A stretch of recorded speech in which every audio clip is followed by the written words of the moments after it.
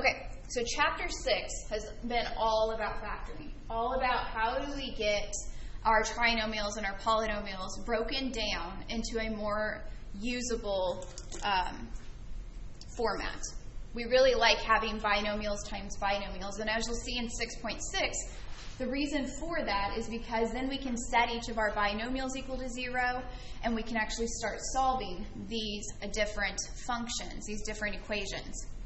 And so 6.5 is the last of the factoring sections. Yes, you will do factoring in 6.6, but it's from the other sections that we've already covered. So 6.5 is special factoring. So we've done different kinds of factoring where we've factored out common terms, we've factored by grouping, we did what I call the old school factor, which is trial and error. We've done lots of different ways. And today we have some special cases that actually pop up. And the first one is the one that you really should memorize. Well, you don't have to memorize any of these. This one will come back up the most often. This one for sure comes up in college algebra. We deal with squares a lot. And so if you can recognize the difference of squares, it speeds up the whole process. And so the difference of squares is going to look like something squared minus something else squared. In the general formatting, we have a squared minus b squared. And this will always factor to an a minus b and an a plus b. There's no middle term for our difference of squares because when we do our outer, we get a positive ab. When we do our inner, we get a negative ab. So they cancel each other out, which is why we only end up with an a squared term, which is our first, and a minus b squared term, which is our last. And so if you're not good with your squares, like 2 times 2 is 4, 3 times 3 is 9, and so on and so forth, it's good to get familiar with at least, I would say, 1 through 10. Those are going to be the ones that you get the most often. But you do have a calculator. You are able to use square roots on there to figure out what these are being squared by. So when you look at a problem, and you don't have a middle term, you don't have like an x term in the middle, I would always look to see if it's a difference of squares. Always. And so for these first 3, I'm going to show you how these are squared so that you can actually identify them and see how they factor out. After that, I'm just going to work through them different, like without the middle step. Here I have an x squared minus 9. X is x times x, so that is x squared, minus, can I write 9 as something squared? Huh? 3, yeah. So since I can write this as something squared minus something squared, I can factor it just like this, where I would have an x minus 3 and an x plus 3. You show as little or as much work as you want. In general, I don't usually show this. Since it's the first time potentially that you're seeing this, that's why I'm showing this middle step.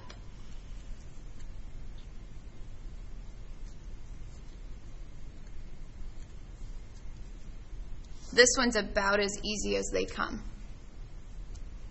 Because there's no coefficients in front of our x's, there's only one variable at play, the number that was squared was relatively small, so that's pretty nice. Our next one's a little bit bigger in terms of our numbers. We have an 81z squared minus 100.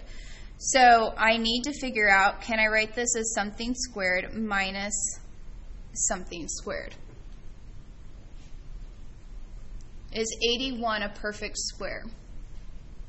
And if you don't know, you can always do the square root of it on your calculator. Sorry, I interrupted. 9z squared in this case. Yeah, they switched the variable for you. So it'd be a 9z, because 9 times 9 is 81. Z times z is z squared. And then what about 100? Is that a perfect square? Yeah, 10. So that means when I factor it into my binomials, I'd have a 9z minus 10 times a 9z plus 10.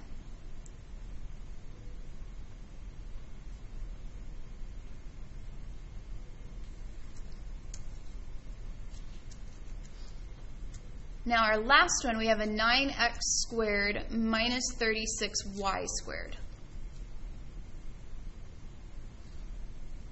We can do this one a couple different ways.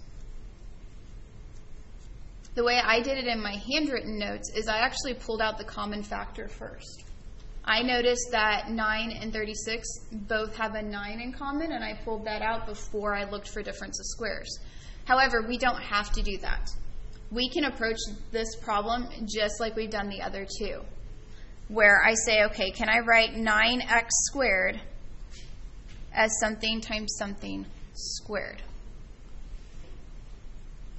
Can I write 36y squared as something times something?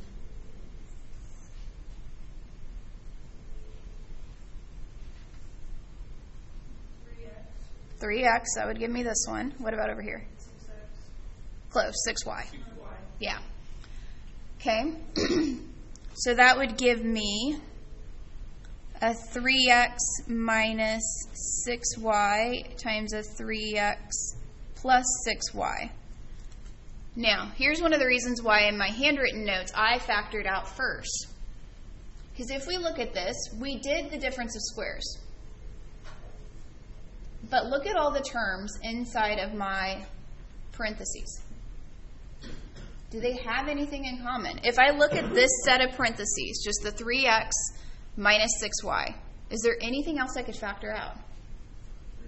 I could factor a 3 out of that one.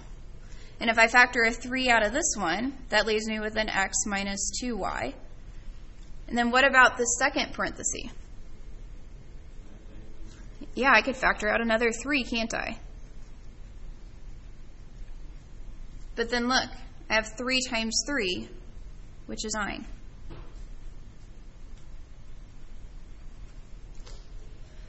So it's risky to factor it the way that I'm showing you right now. And the reason why I say it's risky is because 90% of students will decide to stop right here. And it's not completely factored. So regardless of if you have a special factoring situation at hand or not, the first step I would always recommend doing is seeing if your original polynomial has anything in common that you can factor out. So I'm going to work this one again right over here so you can see what I'm talking about and see how it is a little bit of a safer way to approach it. If I have 9x squared minus 36y squared, what is something that both 9 and 36 have in common? Huh? 9, because 36 is 9 times 4. So I could pull that 9 out, factor out the GCF, leaving me with an x squared minus a 4y squared. So now remember, once you factor out that GCF, that just kind of hangs out front. You don't have to worry about it anymore. So when I'm thinking about difference of squares, I'm looking at this inside my parentheses. So the 9 hangs out there, but then I'm asking, okay, can I write x squared as something squared, and can I write 4y squared as something squared? Well, x squared would be x squared. What about y squared, or 4y squared? 2y. Which means you would have 9 times the x minus 2y, and you have x plus 2y, which is exactly what we got over here once we factored out those 3's. Same answer, different way of getting there. Again, though, I think doing it this way is safer, simply because you factor that 9 out first and you don't have to worry about it later. Over here, if you don't factor anything out at first, you run the risk of stopping when you get the 3x minus 6y times 3x plus 6y and not identifying that you can actually keep pulling things out. But either way is correct. Either way is sound. You may do whichever one clicks for you. And it may be that sometimes you don't see that things can pull out until after you've factored them down some. And that's okay. Just know whenever you think you're ready to stop on any of these factoring problems, you always want to ask, is there anything else I can pull out? Because if the answer is yes, then you're not done. Are there questions on any of these? these difference of squares. Can you go over the clear stuff again? Over here? Yeah. So right here? Yeah. Okay, so I'm looking at the x squared term and saying, can I make that something squared? That one's kind of redundant because it's x squared. But then I look over here and say, okay, can I make 4y squared into something squared? So what I'm asking is 4 a perfect square? Is something times something 4? And the answer is yes, 2. So I write the 2. And then the y squared just becomes a y, because when I square both of those, I'm taking 2y times 2y, which gives me the 4y squared. And then I apply my difference of squares rule, where it's a minus b times a plus b, to do the split down here. Okay. Other questions or clarifications?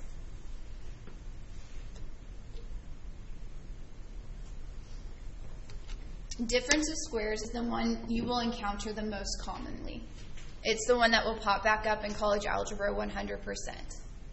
So if you want to memorize one, that's one to memorize. The reason why I say memorize is because when you get to college algebra, you don't get a note card.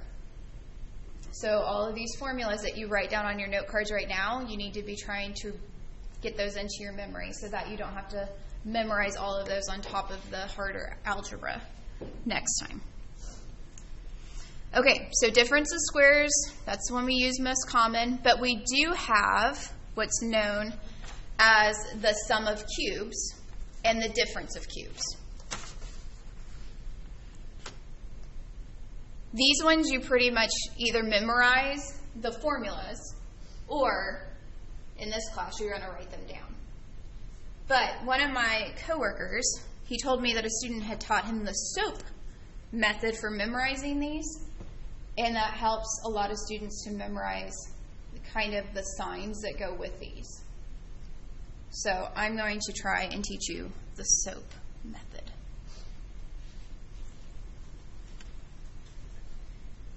Opposite, always positive. And I'm purposely leaving some space like this. So when you have a sum of cubes, sum tells you you're adding two cubes together. You notice when it's factored, the very first term right here has a positive. That's the same sign as what we've started with. That's what the S stands for. Same sign. Then we move into our trinomial, and we have a squared. We have an opposite sign. That's what the O is. And then over here, it's always positive. So the SOAP is going to tell us the different signs for our sum and difference of cubes. It doesn't tell us the rest of it. That's where you would have to know that it's an A and a B, A squared, AB, B squared. But the nice thing is that that's the same, AB, A squared, B, AB, B squared, for both of them. The only thing that changes between the sum and the difference of cubes is the signs. So when you have the sum, you have the same sign inside the first one. Then you go to an opposite sign, and the last sign is always positive. When we do a difference of cubes, we start with a negative. So that means we have the same sign inside of here. We go to the opposite sign, and then it's always positive. I know that would help me a lot to have that kind of little trick, I guess, up my sleeves to teach me how to memorize these different formulas.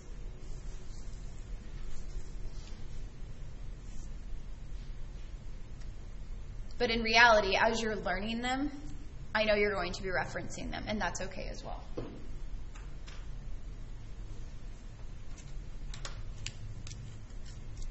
We don't deal with cubes as often as we deal with squares, and so you might not be as familiar with your cubes, and that's okay. I'll show you how to figure out if something's cubed on paper, and I'll show you how to figure out if something's cubed with a calculator.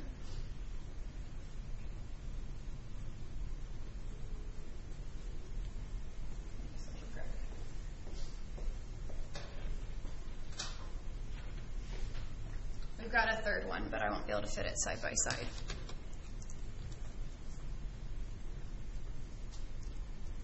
So the variable on these, it's pretty obvious if your variable is cubed because it has an exponent of 3. The number, though, maybe we aren't totally sure on if a number is a cube. So what I recommend doing is if you're not sure, you can actually write out some of your cubes. 1 times 1 times 1 is 1, so you don't really have to do that one. So the next one would be 2 times 2 times 2. Well, 2 times 2 is 4. 4 times 2 is 8. So 8 is the same thing as 2 to the third power. Now we have a sum of cubes. We have x to the third, 2 to the third. So we can factor this using our sum of cubes. That's where you'd have your x plus your 2. Then you'd have x squared. And with our SOAP, we're going to have same sign here, opposite sign in here. 2 times x, and then always positive. 2 squared is 4.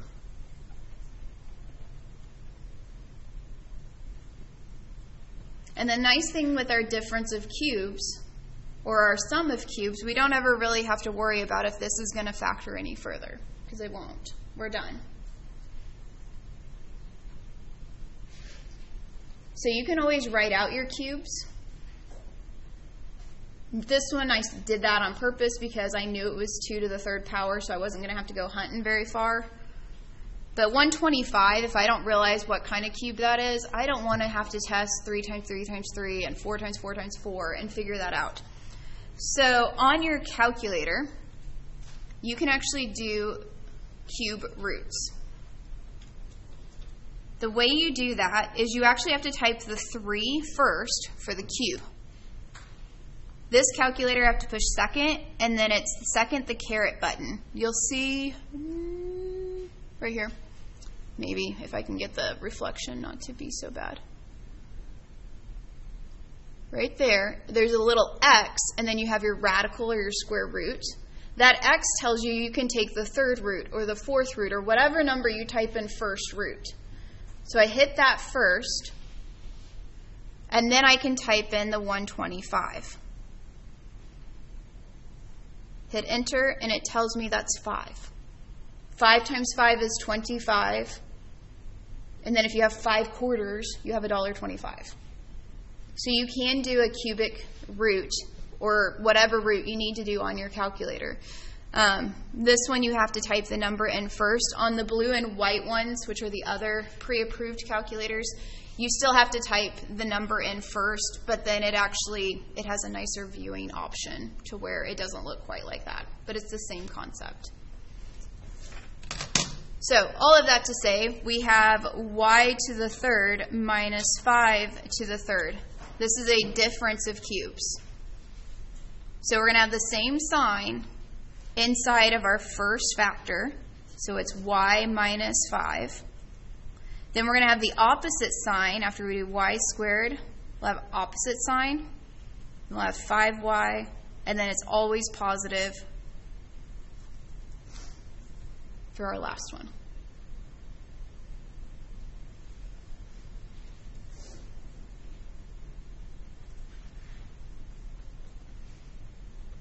And if you're like, I still don't quite track how we're doing these, how we're changing to get all these numbers. These are written, your basic ones are written in A's and B's. You can write, like your A for this one is going to be y, and your B for this one is going to be 5, if that helps you. And then you're just plugging in those values into the formula as you work through it. So don't ever be afraid of doing a little bit more if it helps you to grasp the concepts.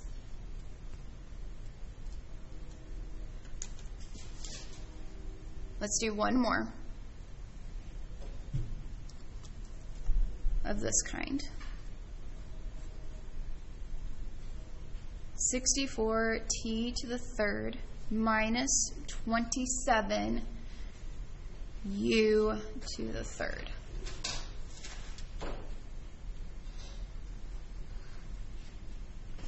Outside of the numbers, if I just look at my variables, I have a t to the third minus a u to the third. So that would lead me to think this is probably going to be a difference of cubes. but I need to actually make sure that 64 and 27 are cubes. So if I wanted to do that, I could take 64 and I could take the cube root of that. Well, the cube root of 64 is 4. The cube root of 27 is 3. So these are cubics. They do work. So 64t to the third is 4t to the third. Because 4 times 4 is 16, times 4 again would be 64. So what would 27u to the third be?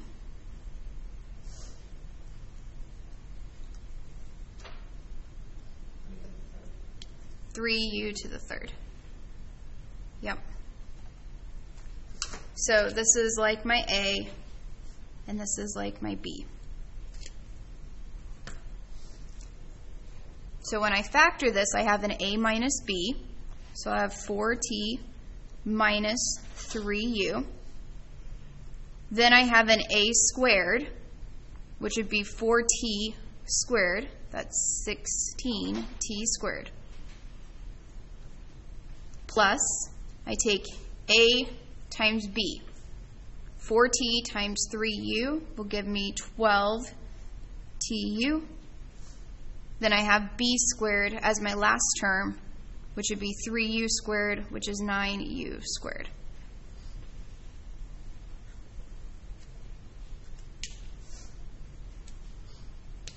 So both of your terms can have numbers attached to them,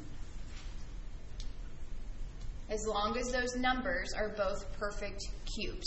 If you have a number that's not a perfect cube, but your variables are, it probably doesn't factor. That can happen. Just like we've seen in previous sections, you can have things that I called unfactorable, or we would call prime. And that happens.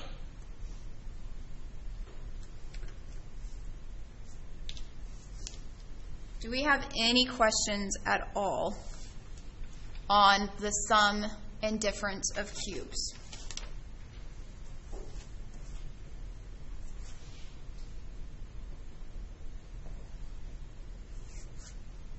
All right, let's just do some general problems.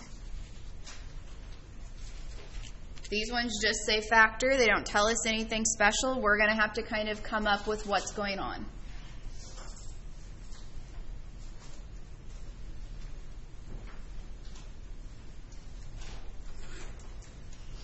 We have 3x to the fourth minus 27x squared.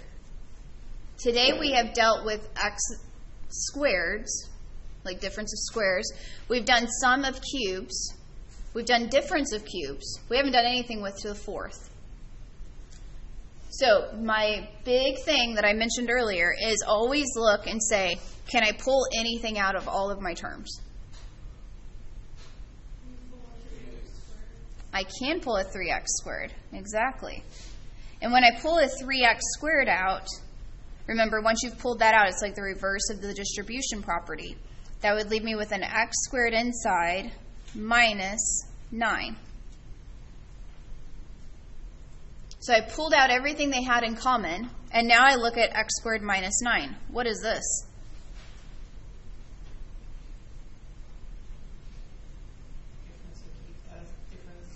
That's our difference of squares. We have something squared minus something squared. So that'll give me a 3x squared, and then we have an x minus 3, x plus 3. I did all of the homework for 6.5, and I did actually the practice test this morning. And that is your final answer. Pull out what they all have in common, and then look and see, is there a special factoring process inside that's left over?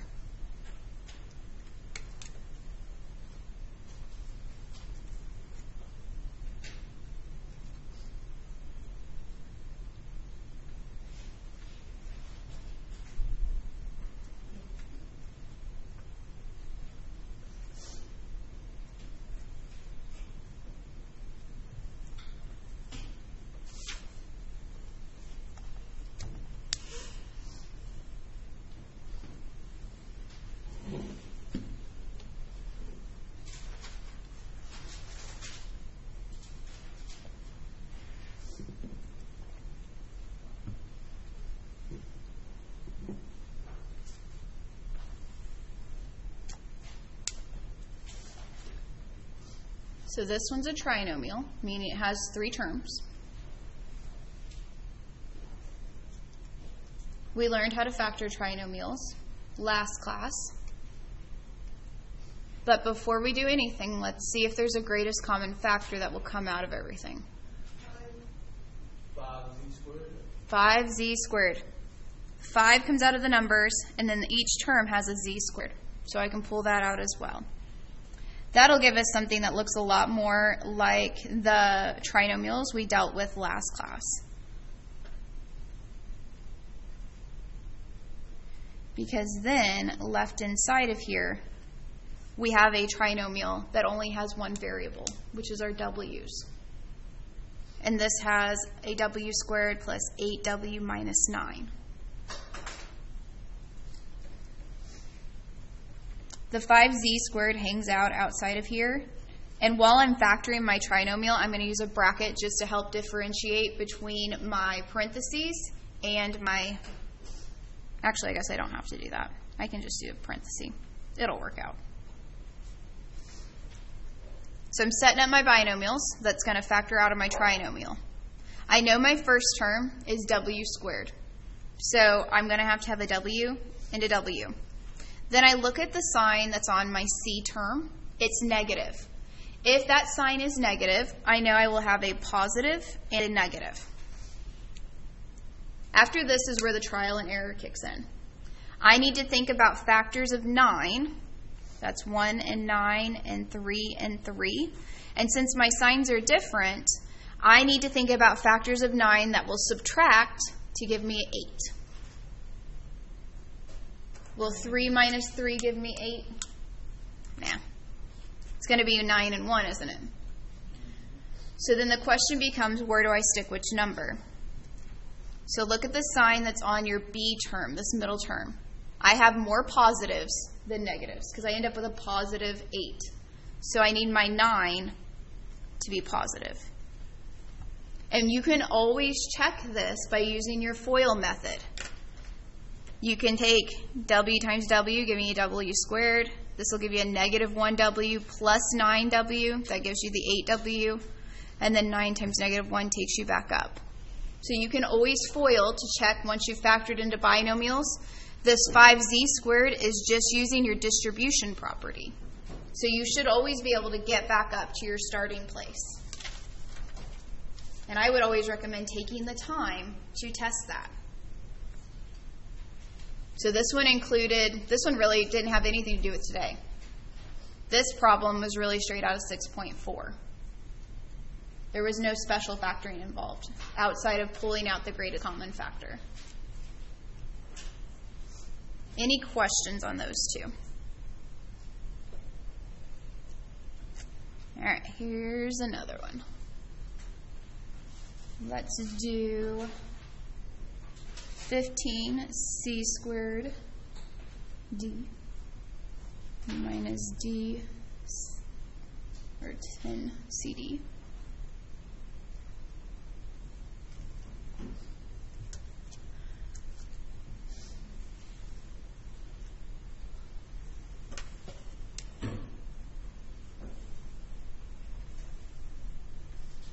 What do I do first?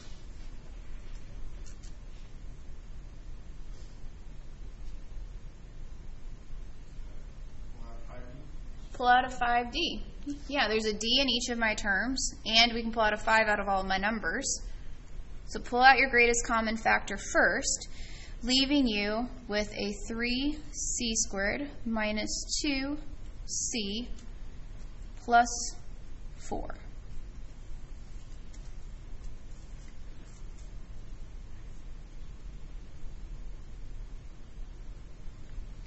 Now this one's from more of a 6.4, where we factored trinomials where a was not equal to 1. We have a 3 here. Luckily 3 only has one set of factors. It's 3 times 1. So I can write 3c times c there.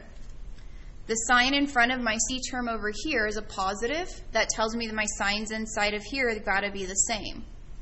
And what do they need to be? Whatever's in front of my b term.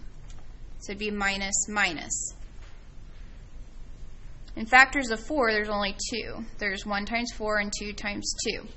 Since my signs are the same inside of my binomials, I need factors of 4 that add up to get me 2.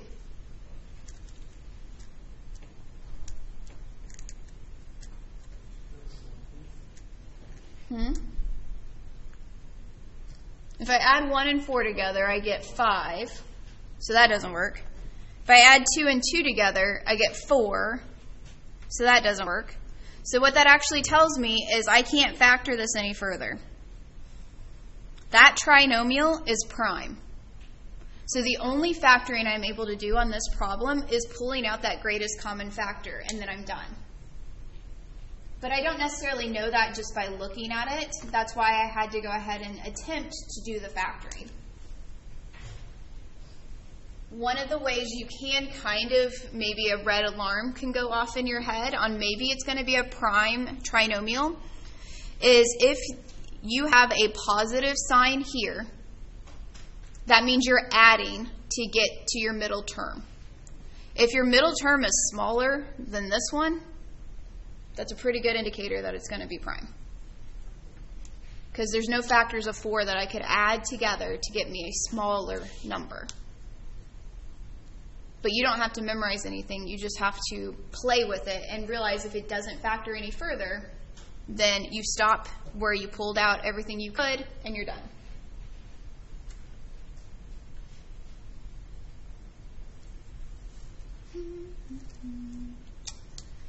Let's see. I don't think we're going to have time to do all 3 of the remaining ones, so let's do D and maybe F. We'll see if we can get there. Remember, when we don't get to all of them necessarily in class, they are all done in my handwritten notes. Step by step by step.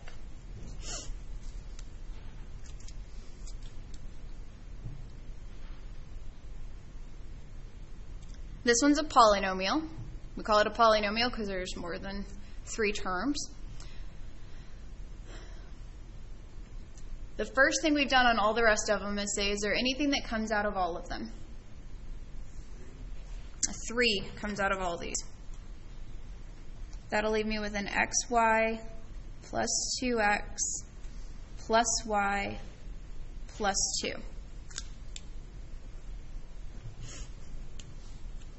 So previously in other sections, when we had 4 terms and we can't combine them, what do we do? How do we factor? What method are we using? Grouping. We're going to factor by grouping. I'm going to look at these 2 terms, and then I'm going to look at these 2 terms. That 3 just kind of hangs out front. So when I look at xy plus 2x, do they have anything in common that I can pull out? An x, which will leave me with a y plus 2. Now, when I look at y plus 2, does it have anything in common? No? So when they don't have anything in common, the best thing to do is think about just pulling out a 1. Because when you divide by 1, does it change anything? No. So just put a plus 1 and then leave the y plus 2 inside.